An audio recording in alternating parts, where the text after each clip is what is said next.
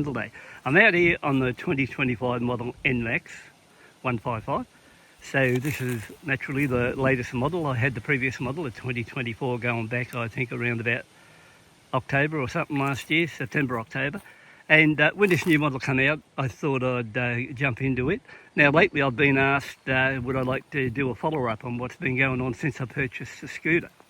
So at this stage I've done around about 930 kilometres and no drama whatsoever, going along well. So if you were on the fence and you were thinking to yourself, say for example, this is your first venture into scooters, and you have to say, would you buy the brand new 2025 model, or would you try for the 24 and get a bit of a saving? I think if it's your first venture into it, I would say the best idea would go straight to the 25 model because it's got some nice features on it.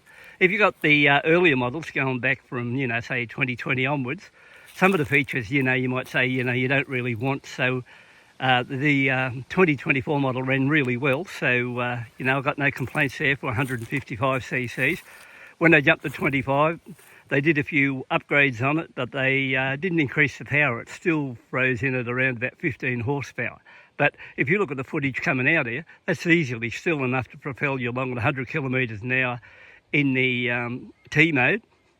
Well, that's right, the T mode, because once I get out on the road, I just run in that one because it runs a little bit lower revs compared to the sports mode. So with this particular bike, if you're first time here and you're wondering about one of these, they come in at around 135 kilos in weight. So that's one thing. They put out 15 horsepower and they're a belt drive, twist and go job. So the seat height is 770 mils. And also the tyres are good because they're 13-inch front and rear on tubeless. So, you got no worries about getting out there and getting the punch and then having to pull a tube out and stuff like that. You can just buy a cheap tyre repair kit and plug it yourself on the way. Now, we'll just swing around the other side at the moment. I've got a bit of an issue out here today. It's pretty windy, so I don't know how things will go, but I'm using this new phone and we'll see how it goes. And I've got a few options for audio, so we'll see how it goes at cutting that. Now, if we look at what you get on the latest model, 2025 against the last year, now they've got twin LED headlights here, like stackable, like there you are, one above the other. And I haven't had it out at night time, but apparently I'd say they're all right. And you've got LED indicators all around. One thing I did notice, it's got a more comfortable seat pretty well. As far as that goes, I find also the stock windscreen pretty good too, it cuts through the wind okay. Other points with this newer model, well, if you were over in Indonesia, or example, Philippines, this same bike, they'd call it the turbo version. I wouldn't class it really as a turbo. It's just, it's got an electric motor down in the midsection here, and all it does is sort of move the belt up into different areas of the drum there. And in doing so, it raises the revs roughly 1,000. So, and that's done via a control on the dash. So if I turn it on now, one press, turn on. Well, I'll probably have to give it the okay. This is the worst part, having to do this one, except all the time. So when you look at things that way, it's in sports mode now. And if I flick a switch on left-hand side, that's your virtually town or economy mode. So what I do is mainly back to that, run it in sports mode around town when I'm going through, and then when I get out on the cruise, I just flick the switch there and it goes into the cruising mode out along the road.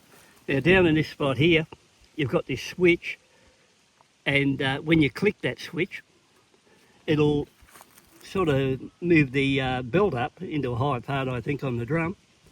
And that also gives you something like an increase of 1,000 revs or more into the power band. So that bit aside, it's all right, but I think it's more of a gimmick because when it comes to the crunch, you are still only sort of getting the 15 horsepower. So it's not as if you press that button and you get 20 horsepower or anything like that. It's just still the same. And compared to like the previous model, like if you would have been out there cruising around and you were a little bit low and you had to use a more accelerator to get around, like 3/4 of your twist grip to get things going, if you flick onto that button, it'll sort of bring you up 1,000 revs instantly And I think you've probably seen that in the video clip on it, and that gives you the idea that, you know, it's sort of getting up and going a bit quicker. But overall, these, you know, these scooters don't have much trouble sitting on 100 kilometres an hour, but they are knocked around by wind out if you're riding around and go into a side wind or anything like that. At 135 kilos, it knocks it around a little bit. So that's something you have to look at. Under seat storage is pretty good, 25 litres. It's fairly easy to get at. With this particular scooter, you only get one smart key, and you just carry it on your person. So if you want to get into the boot, you press it down, turn her over to the right, and press seat, and that will get you into 25 litres of storage. The one good thing about this one, the seat does, or the under seat storage doesn't heat up like it has been on some of the bikes or scooters I've been on. So it keeps fairly cool there, snaps down nicely. And overall, this model also has a built-in sat-nav.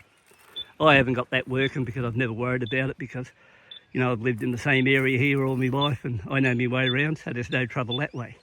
But overall, it's a good little scooter to ride.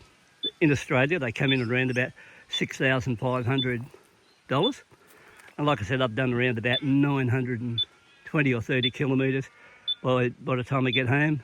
It'll be getting ready shortly. I'll do an oil change on it, change the transmission fluid at the back too. And overall, you know, like, it's a good to go scooter. I think you can get one of these and ride it for quite a few kilometres, to be honest. But the big question would be whether or not you'd want to jump up to the upgrades. Another good thing, at 80 kilometres an hour or 100 kilometres an hour, you have no trouble seeing out these mirrors. They're nice and sharp, so no bike hasn't got really any vibration that runs through it to talk about as that too, so it's a fairly smooth ride in that respect. I think some of the overseas models, they make about, I think half a dozen of these, all different ones. In Australia, we only get the one unit, but they go all the way through. And I think this one here I've got comes up to the top level, except over in the Indonesia and probably Philippines or something, the rear shock on those particular ones has got a piggyback reserve system on it, and maybe that rides a little bit better than these ones. But, you know, I don't know why they put everything together virtually what the top scooter's got over there, except those piggyback rear shocks, and hard to understand why they never put those on, charge extra 100 or 200, whatever the case was, and you would have the whole package. But never worked like that. But overall, I like going in the riding this one around. Like I said, out on the road now, it's a little bit breezy. I don't know if you can see the trees. We'll see if we can zoom in.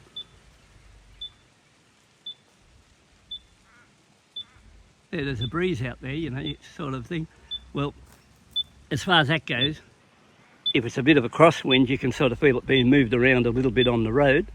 But apart from that, there's nothing to worry about, because it's just a good little scooter to run. I think at the moment I'm getting around a bit over 40 kilometres to the litre, and the guy asked me the other day on the channel that he couldn't decide between one of these and the new PCX 125, I think it is, by Honda. Now, like I said, these are 6,500 right away, but the Honda at the moment's on special, but it's only a 125cc, and it's on 4,500, so he's wondering if it's worth the trouble to pay 2,000 for one of these over that. Well, I had a PCX 160, and I found those a bit gutless compared to this particular bike, and that's why I got rid of the PCX 160. So I can imagine the 125 would be a bit of a terror out along the road, where this one doesn't worry me out along the road. Like, once I get out there on the running, I'll push it up around 80, 90, 100 kilometres an hour and closer to 100 and just cruise along at that, or at least 90.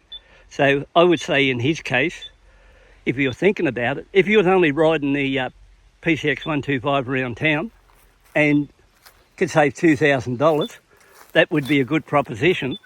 But if he wants to do a bit of out-of-town running, I'd pay the extra money and go in this direction, because there's nothing like HP, and this one goes well. And another thing too, with that, what they class as the turbo system overseas on this, naturally this switch here, like so, where you click like that to go up and it goes into that thing 1, 2 or 3 times, you do find that it does a good job on that one, and it also does a good job if you get into a bit of steep terrain and you want a bit of engine braking. By clicking that button as you go along, you can sort of feel the bike slow down. As soon as you hit it, it drops fairly well in that line. So that's a good point, you know. Overall, these new Nmaxes, they're well put together. No better than the old one. You know, the old one was well put together, so this one's put together equally as well. So overall, they're a good ride experience. Yeah, so I say just about sums this up on this thing. I'll give you a bit of an idea what it's like, you know, my opinion on it, what I think of it, how well it runs, what's it like cruising out along the road. Seen a bit of footage there when it's belting along at 100 kilometres an hour, so there's no trouble there whatsoever. So I think if you, you know, prepared to outlay the $6,500 to buy one, I think you'll be pretty happy with it. They come in 3 different colours. They come in this blue, a white and a volcano type of colour. So you've got a choice of 3 in that line. And the best thing I think I like about scooters, they've got a nice, good under seat storage area, and you know, you've got everything, you know, you can fit quite a bit of stuff in 25 litres. You wouldn't get a full face helmet under there, but you would get a like a half open helmet like I usually wear all the time. The dash display, you know, when you're getting out along the road, tells you everything you want to know. They hold about 7.1 litres of petrol, so at 40 kilometres to a litre, let's be safe and say you should be able to get at least 250 kilometres to a tank. So, you know, yeah, overall, you know, like with the fit and finish of the bike and how everything is, yeah, I think if you're on the fence and you're after one of these, go for it. If you want to go for one of those PCX 125s, if you take into account you only want to run it around town, maybe a little bit out on the road, I suppose up to 80 kilometres an hour, that may be okay, but I think if you put one of these up against the PCX 125, it would really, you know, put the other one to disgrace, because this is pretty quick off the marker. The only negative I've really found with this scooter since I've been riding it, and I'll just show you here now, this switch here, the shift switch, like so, you might notice just above it the horn button. Sometimes you'll reach over for that shift switch and accidentally hit the horn button instead. So that's a bit of an annoying thing, but you know, it could be a lot worse. So once again, I haven't put anything up on this one, so I just thought I'd throw one up here today. So once again, thanks for tuning in, taking a look, and I will catch you later.